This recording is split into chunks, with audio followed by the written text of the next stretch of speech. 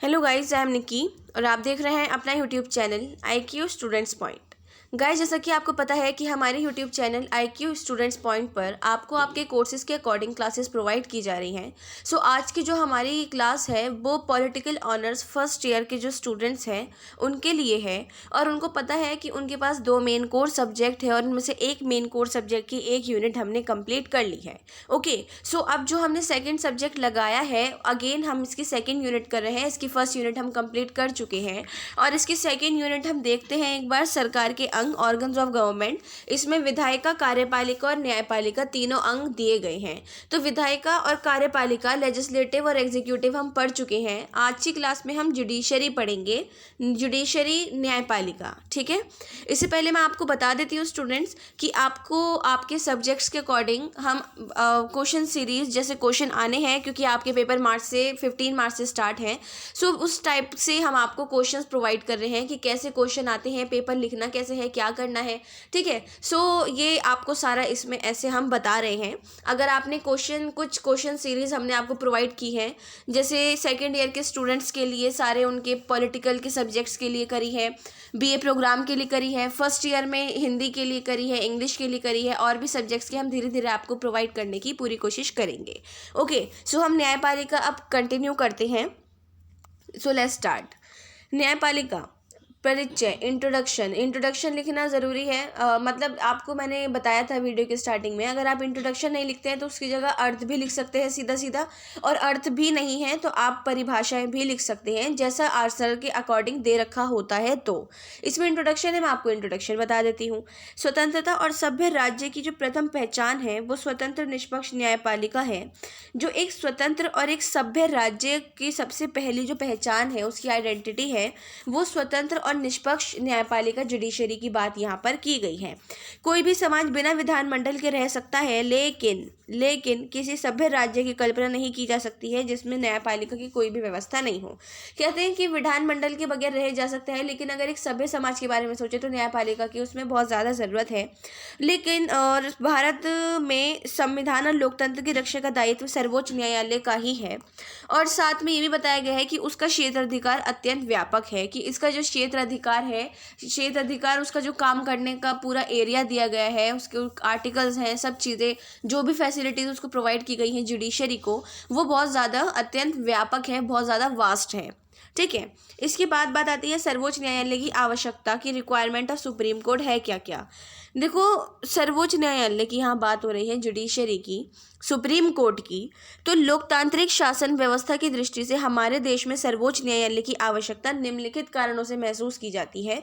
अब वो कारण मैं आपको सारे बताती हूँ। सबसे पहला है संघात्मक शासन व्यवस्था के कारण, due to the federal system of governance. इसमें ये बताया गया है कि जैसे संघात्मक शासन में बहुत सारे सरकारों का समन्वय होने की वजह से संघर्ष जो है वो बहुत ज़रूर हो जाता है। मतलब एक तरीके से देखा जा सकता है कि हाँ, संघर्ष हो चुका है। उसके बाद शासकीय सत्ता का जो केंद्रीय और राज्यों की सरकार है उनके बीच में एक ऐसा पार्टीशन संघीय संविधान की विशेषता को ही माना जाता है।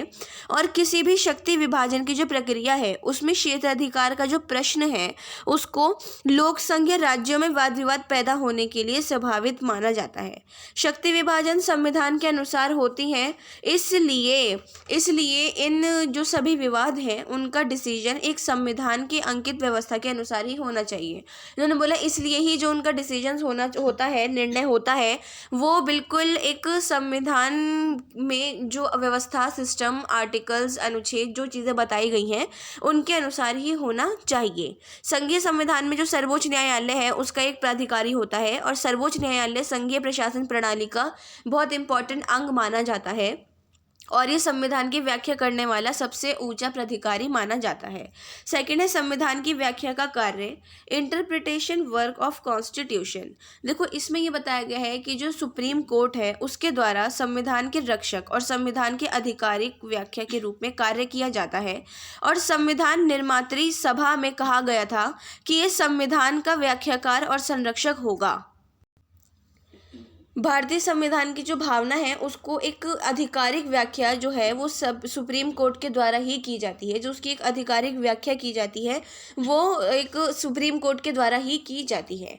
ठीक है, थर्ड है शासन का संतुलन, balance of governance. Balance of governance में क्या बताया गया है कि सर्वोच्च न्यायालय की भूमिका एक संतुलन चक्र के समान होती है, क्योंकि जहाँ पर शासन के अलग अलग अंग जनता की उत्तेजित भावना से प्रभावित हो सकते हैं, वह सर्वोच्च न्यायालय शासन का एक अन्य अंग है जो निष्पक्षतापूर्ण सरकार के कार्यों की व्याख्या संविधान के अनुसार करके ही सरकार के अलग अलग अंगों में बैलेंस स्थापित कर सकता है।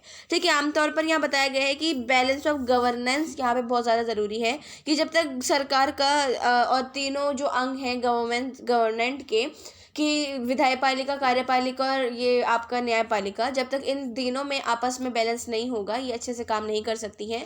जबकि ये भी बोला जाता है कि जो न्यायपालिका है वो व्यवस्थापिका और कार्यपालिका का नहीं सुनेगी, कि जो भी व्यवस्थापिका और कार्यपालिका बोलती है वो बिल्कुल भी नहीं सुनेगी। फिर भी इसमें बताया गया है कि एक तरीके से इन आपस में बैलेंस होना बहुत ज़्यादा ज़रूरी है। उसके बाद बात आती है मौलिक अधिकारों की रक्षक, protection of fundamental rights. Protection of fundamental rights में क्या बताया गया है कि संविधान निर्माताओं का जो कथन था वो सर्वोच्च न्यायालय नागरिक के मौलिक अधिकारों का संरक्षक होगा, ये बोला गया था। आर्टिकल 352 के तहत 32 के तहत बताया गया है कि सर्वोच्च न्यायालय इंसान के मौलिक अधिकारों की रक्षा करेगा। मैंने आपको मौलिक अधिकार वाले चैप्टर में बताया था कि अगर आपके किसी अधिकार का उल्लंघन होता है तो आप सीधा न्यायपालिका, जुडिशरी, सुप्रीम कोर्ट जा सकते हैं, सीधा सुप्रीम कोर्ट जा सकते हैं।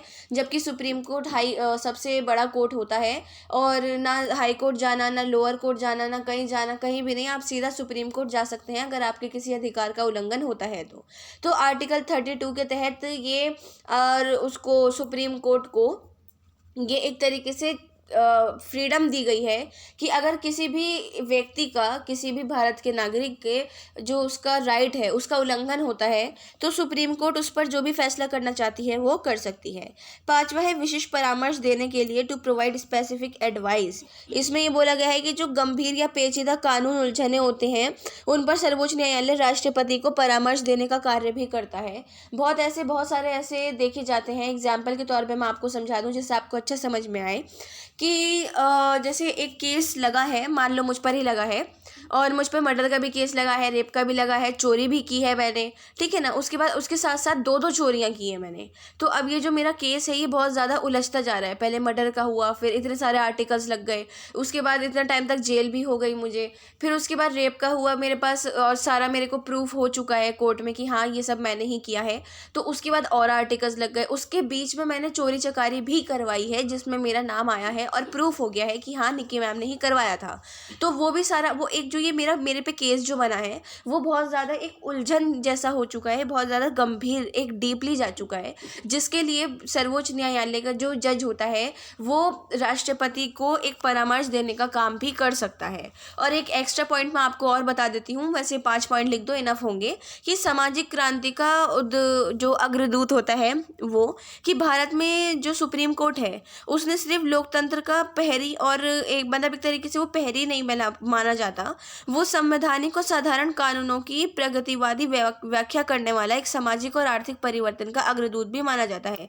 कि मतलब इसमें बताया गया है कि इसमें सामाजिक क्रांति का अग्रदूत में कि भारत में जो सुप्रीम कोर्ट है वो सिर्फ लोकतंत्र पे ही पहरा नहीं करता कि किसी का उसका उल्लंघन हुआ है तो मैं देखूं, ये देखूं, वो देखूं, नहीं। इसके साथ साथ वो संवैधानिक और साधारण कानून की जो व्याख्याएं हैं उसमें सामाजिक और आर्थिक परिवर्तन करने का भी भागीदारी पूरा माना जाता है, कि अगर वो चाहे तो सामाजिक और आर्थिक परिवर्तन भी कर सकते हैं।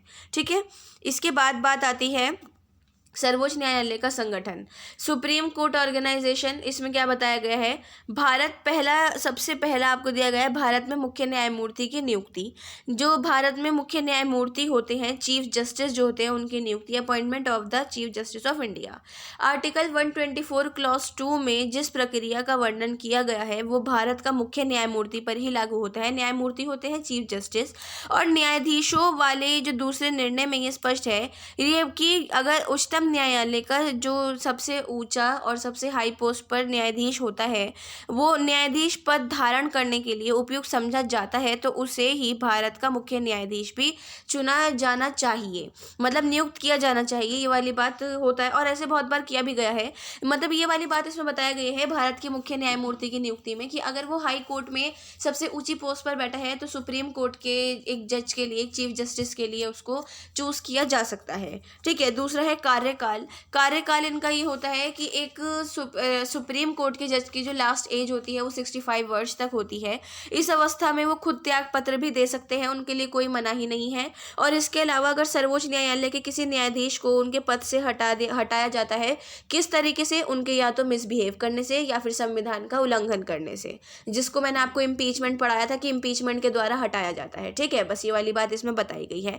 और इसके साथ साथ दूसरी बात यहाँ पर आती है वेतन और भत्ता, तीसरी बात वेतन और भत्ता में क्या बताया गया है सैलरी एंड अलाउंस में, कि सर्वोच्च न्यायालय सुप्रीम कोर्ट के जो न्यायाधीश हैं उनको ऐसे वेतन दिए जाते हैं जो संसद के दोनों सदनों से पारित होते हैं और पास किए जाते हैं। सर्वोच्च न्यायालय के जो मुख्य न्यायाधीश होते हैं उनके चीफ जस्टिस जो होते हैं उनकी 2.80 लाख पर मंथ उनकी पूरी फीस होती है।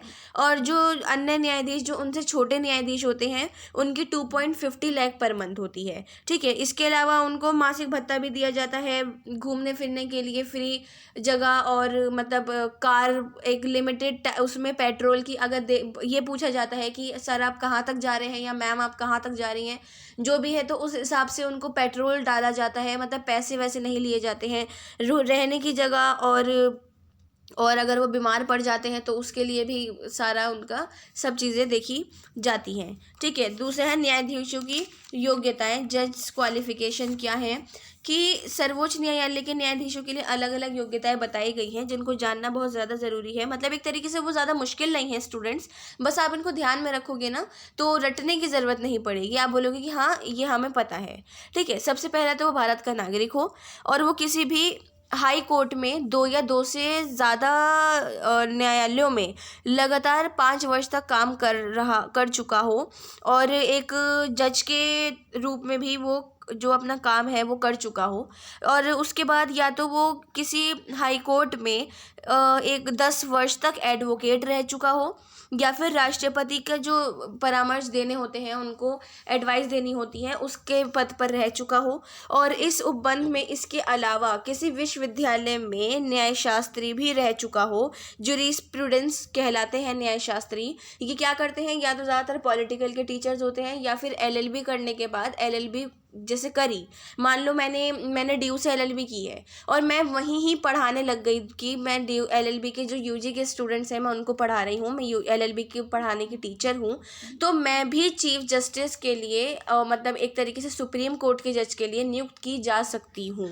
ठीक है, ये सारी क्वालिफिकेशन जो है सर्वोच्च न्यायालय के सुप्रीम कोर्ट के जज के लिए दी गई है। न्यायपालिका की स्वतंत्रता में बताया गया है कि न्यायपालिका जो है वो एक लोकतांत्रिक राजनीतिक व्यवस्था का आधार स्तंभ मानी जाती है। डेमोक्रेटिक पॉलिटिकल सिस्टम जो है उसकी एक आधार स्तंभ मानी जाती है। और इनमें 3 आवश्यक शर्तें रखी गई हैं। सबसे पहली ये है कि न्यायपालिका को सरकार के अलग विभागों के हस्तक्षेप से उन्मुक्त होना चाहिए। दूसरा, न्यायपालिका के निर्णय और आदेश कार्यपालिका और व्यवस्थापिका जो है उसके हस्तक्षेप से मुक्त होना चाहिए। और तीसरा, न्यायाधीशों के भय या पक्षपात के बिना न्याय करने की स्वतंत्रता होनी चाहिए। अब आपको बहुत इजी अल्फाज में ये तीनों समझाती हूँ। सबसे पहले ये है कि जो न्यायपालिका है, जुडिशरी है, वो गवर्नमेंट की किसी भी विभाग के हस्तक्षेप से अलग हो।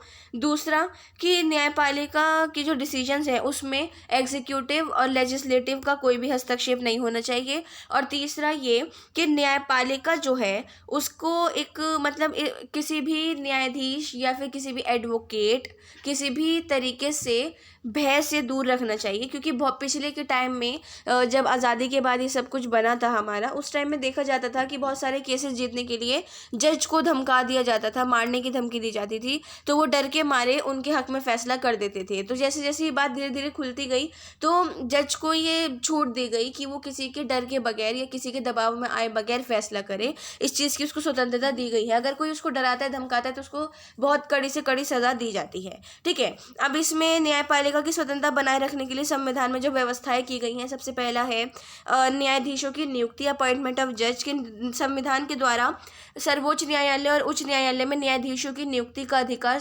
राष्ट्रपति को सौंपा गया है। ये मैंने आपको राष्ट्रपति में पढ़ाया था जब मैं आपको राष्ट्रपति पढ़ा रही थी। और जो आवश्यकता अनुसार मुख्य न्यायाधीश और अन्य न्यायाधीशों से भी परामर्श ले सकते हैं, कि जैसे जो ओल्ड रह चुके हैं, रिटायर हो चुके हैं 86 वर्ष के बाद, ठीक है, तो वो भी बता सकते हैं कि हाँ ये सही है इंसान, इसको रख लो, ये सही आंसर, इसको रख लो। ठीक है, दूसरा है लंबी कार्यविधि और कार्यविधि की सुरक्षा, कि अगर भारत में सर्वोच्च न्यायालय के न्यायाधीश जो हैं वो 65 वर्ष की आयु तक अपने पद पर रहते हैं, उन्हें साधारण एक तरीके से मतलब उनको ये रखा जाता है कि राष्ट्रपति किसी भी न्यायाधीश को सिद्ध करने के लिए उसके अक्षमता के आधार पर हटा सकता है, लेकिन वो ऐसा तभी कर सकता है जब संसद के प्रत्येक सदन की सहमति हो। ठीक है, वही इम्पीचमेंट वाली बात यहाँ पर बताई गई है।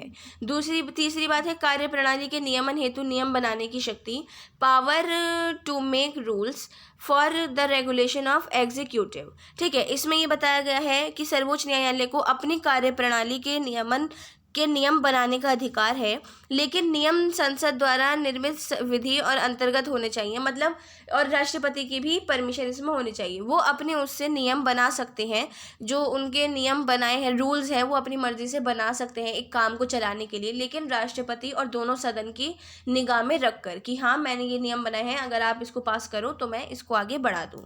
चौथा है कर्मचारी वर्ग पर नियंत्रण, स्टाफ कंट्रोल, की न्यायालय का जो कर्मचारी वर्ग पर नियंत्रण करने के अभाव में उसकी स्वतंत्रता का आघात पहुंच सकता है, और सर्वोच्च न्यायालय को अपने कर्मचारी वर्ग पर पूर्ण तरीके से नियंत्रण प्राप्त रहता है, और न्यायालय के सभी अधिकारियों और कर्मचारियों की जो नियुक्ति है वो मुख्य न्यायाधीश और अन्य न्यायाधीशों की मर्जी से ही की जाती है। ठीक है, उसके बाद है अवकाश प्राप्त करने के बाद वकालत करने पर प्रतिबंध, की जो 65 वर्ष के बाद एडवोकेट बनना चाहे, दोबारा वकालत करना चाहे, तो उसके लिए उसको मनाही की गई है, वो ऐसा नहीं कर सकता, लेकिन अगर कोई एडवोकेट उससे सलाह मांगता है तो वो उसको सलाह दे सकता है। ठीक है, ये वाली सारी चीज़ें इसमें बताई गई हैं। अब आता है भारत में न्यायिक पुनर्विलोकन या संविधान के संरक्षक के रूप में सर्वोच्च न्यायालय की judicial review and mentor of constitution bye supreme court in India. देखो, न्यायिक पुनर्विलोकन जो है आपका जुडिशियल रिव्यू, उससे मतलब ये है कि न्यायपालिका, कार्यपालिका और व्यवस्थापिका के कार्यों की वैधता की जांच करना, और न्यायालय द्वारा कानून का प्रशासनिक नीति की संवैधानिक जांच करना और ऐसे कानूनों को बनाना न्यायपालिका का काम है। ठीक है, ये वाली बात इसमें बताई गई है, क्योंकि मैंने आपको ये पीछे बता दी है कि लेजिस्लेटिव और एग्जीक्यूटिव जो है वो न्यायपालिका के किसी भी काम में हस्तक्षेप नहीं करती है। उसके साथ न्यायिक पुनर्विलोकन का जो सिद्धांत है वो उसका जो इतिहास है वो लगभग 200 वर्ष पुराना है, और इस सिद्धांत का जो उद्भव हुआ था वो अमेरिका की शासन प्रणाली में सबसे पहले देखा जाता है, और जो भारत का जो संविधान में एक न्यायिक पुनरीक्षण दिया गया है उसके सिद्धांतों का उल्लेख संविधान के उपबंधों में कहीं ना कहीं मिल ही जाता है। ठीक है ना, एक तरीके से न्यायिक निरीक्षण की 3 अपरिहार्य शर्तें हैं कि लिखित और कठोर संविधान, दूसरा है केंद्र और राज्यों के मध्य शक्ति विभाजन, तीसरा है मौलिक अधिकारों की व्यवस्था। सबसे पहला जो है वो आर्टिकल 13 में ये प्रावधान किया गया कि अगर किसी कानून द्वारा राज्य और मूल अधिकारों का उल्लंघन करते हैं तो कानून को अवैध घोषित किया जा सकता है। ठीक है, संविधान के आर्टिकल 32 ये बोलता है कि अपने मौलिक अधिकारों का उल्लंघन होने पर कोई भी नागरिक संवैधानिक उपचार प्राप्त करने के लिए सर्वोच्च न्यायालय में शरण ले सकता है। संवैधानिक उपचारों का अधिकार आर्टिकल 32 मैंने आपको पढ़ाया है, जिसमें आपको 5 रिट्स दी गई हैं। ठीक है, वो आप याद करो स्टूडेंट्स, फर्स्ट जो आपकी यूनिट थी उसमें मैंने आपको पढ़ाया था। उसके बाद इस प्रकार का जो सर्वोच्च न्यायालय मौलिक अधिकारों के संरक्षण के लिए कार्यपालिका और संसद के द्वारा निर्मित कानूनों का पुनर्विलोकन कर सकता है। ठीक है, और संविधान के अनुच्छेद 246 में संघ राज्यों की विधायी सीमा का उल्लेख किया गया है, और सर्वोच्च न्यायालय ऐसे किसी भी कानून को अवैध घोषित कर सकती है जिससे संघ या राज्यों से अपने क्षेत्राधिकार को तोड़ा हो। ठीक है, आर्टिकल 254 में ये प्रावधान किया गया कि अगर समवर्ती सूची के किसी विषय पर किसी राज्य विधानसभा द्वारा निर्मित किसी कानून से संघर्ष में है तो राज्य को अवैध माना जाएगा। ठीक है, राज्य में जो कानून बनाए गए हैं वो भी अवैध माना जाएगा। अब आप बोलोगे कि मैम ये समवर्ती सूची, राज्य सूची, संघ सूची क्या है, ये आप नेक्स्ट यूनिट में पढ़ोगे कि ये तीनों चीज़ें हैं क्या। ओके स्टूडेंट्स, सो आपका अब आखिर में निष्कर्ष ये निकलता है कि अगर सर्वोच्च न्यायालय का स्वरूप सक्रिय और विधेयक बन गया तो आम जनता के लिए सामाजिक आर्थिक उत्थान में बराबर की भागीदारी बना रहेगा।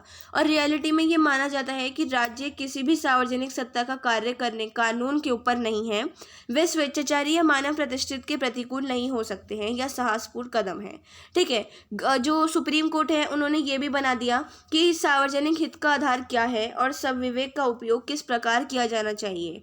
और उसके बाद फाइनली भारत सर्वोच्च न्यायालय संसार के अन्य सभी सर्वोच्च न्यायालयों की तुलना में जनहितकारी बन गया है। ओके, सो आपकी जो सेकंड यूनिट है वो आज यहाँ कंप्लीट हो चुके हैं, विधायिका, कार्यपालिका और न्यायपालिका, लेजिस्लेटिव, एग्जीक्यूटिव, जुडिशरी। आपने अगर इससे पहले वाली क्लासेस अटेंड नहीं करी हैं तो उनका लिंक आपको डिस्क्रिप्शन में प्रोवाइड है, आप वहाँ से जाके उनको अटेंड कर लीजिए। सो आज की क्लास को लेकर कोई क्वेश्चन हो, डाउट हो या सजेशंस हो तो आप हमसे कमेंट बॉक्स या हमारे टेलीग्राम चैनल पे पूछ सकते हैं। So thanks for the watching and best of luck all.